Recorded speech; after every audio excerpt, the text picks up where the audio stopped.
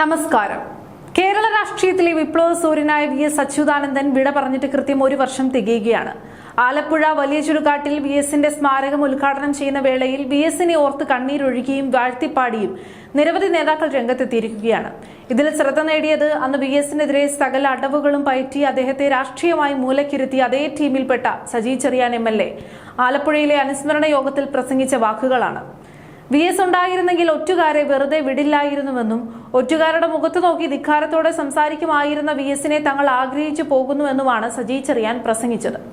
എന്നാൽ സജി ചെറിയാൻ ഉപയോഗിച്ച ഈ ഒറ്റുകാർ എന്ന വാക്കിനും വി.എസ്. സ്നേഹത്തിനും പിന്നിലും വലിയൊരു കാപട്യമുണ്ട്. അന്ന് വി.എസിനെതിരെ പാർട്ടിക്കകത്തും പുറത്തും നടത്തിയ ചരടുവലികൾ ഓർക്കുന്ന സാധാരണ പ്രസ്ഥാനത്തോട് നീതി പുലർത്തുന്ന ഏതൊരാളും ഈ പ്രസംഗം കേട്ട് ചോദിച്ചു പോകും, ഇത്രയധികം കപടത എങ്ങനെ ഇവർക്ക് മുഖത്ത് നോക്കി പറയാൻ കഴിയുന്നു? ചരിത്രമധികം പിന്നോട്ട് പോകേണ്ടതില്ല.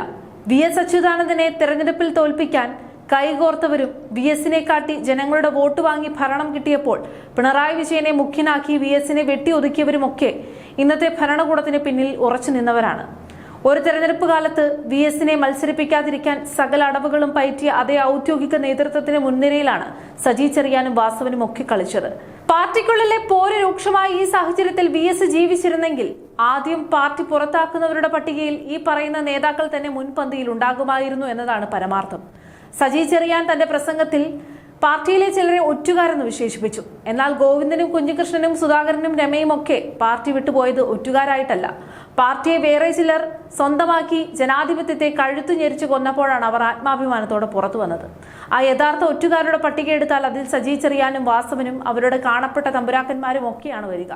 നാട്ടിലെ സാധാരണ സഖാക്കൾക്ക് പാർട്ടിയുടെ ഈ ആഭ്യന്തര വശങ്ങൾ നന്നായി മനസ്സിലായതുകൊണ്ടാണല്ലോ കഴിഞ്ഞ തെരഞ്ഞെടുപ്പിൽ അടക്കം പാർട്ടിക്ക് ഇത്രയും വലിയ തിരിച്ചടികളും ബ്രഹ്മാണ്ഡ തോൽവികളും നേരിടേണ്ടി വന്നത്. ആ തോൽവികളിൽ നിന്നെങ്കിലും പാഠം പഠിക്കുന്നതിന് പകരം ഇതേ ധിക്കാരവും അഹങ്കാരവും നിറഞ്ഞ സംസാരവും നിലപാടും കൊണ്ടാണ് കേരളത്തിൽ പ്രസ്ഥാനം ഒരു ചെറു കനലായി ഒതുങ്ങിപ്പോയത് എന്ന് ഇനിയെങ്കിലും ഇവർ തിരിച്ചറിയണം. വിമർശിക്കുന്നവരെ കേൾക്കാനുള്ള ഒരു മനസ്സ് കാണിക്കാത്തത് കൊണ്ടാണ് പാർട്ടി ഇന്ന് ഈ അവസ്ഥയിലെത്തിയത്. അഭിപ്രായം ഇരുമ്പുലയ്ക്കല്ലെന്ന് മനസ്സിലാക്കാൻ ഇവർ എപ്പോഴാണ് ഇനി തയ്യാറാക്കുക? മരിച്ചു കഴിഞ്ഞാൽ പിന്നെ പ്രതിമ വെക്കാനും അനുസ്മരണ യോഗങ്ങൾ നടത്തി മുതലക്കണ്ണീരൊഴുക്കാനും വലിയ എളുപ്പമാണ്. എന്നാൽ ജീവിച്ചിരുന്ന കാലത്തോളം വി.എസിനെ വെട്ടാനും ഒതുക്കാനും നോക്കിയ അതേ വഞ്ചകക്കൂട്ടം തന്നെ ഇന്ന് അദ്ദേഹത്തിന്റെ പേര് രാഷ്ട്രീയ നേട്ടത്തിനായി ഉപയോഗിക്കുന്നത് കടുത്ത വഞ്ചനയാണ്. വി.എസ്. വിഭാവനം ചെയ്ത ലളിതമായ സാധാരണക്കാരുടെ കമ്മ്യൂണിസ്റ്റ് പ്രസ്ഥാനത്തെ ഹൈജാക്ക് ചെയ്ത് കോർപ്പറേറ്റ് പ്രീണനത്തിലേക്കും അഹങ്കാരത്തിലേക്കും ഒക്കെ മാറ്റിയവർ തന്നെയാണ് ഇന്ന് വി.എസിന്റെ ഓർമ്മകളെ കച്ചവടം ചെയ്യുന്നത്. സജി ചെറിയാന്റെ ഈ ഒരു മുതലെടുപ്പ് പ്രസംഗം രാഷ്ട്രീയ കേരളം പുച്ഛിച്ചു തള്ളുകയുള്ളൂ.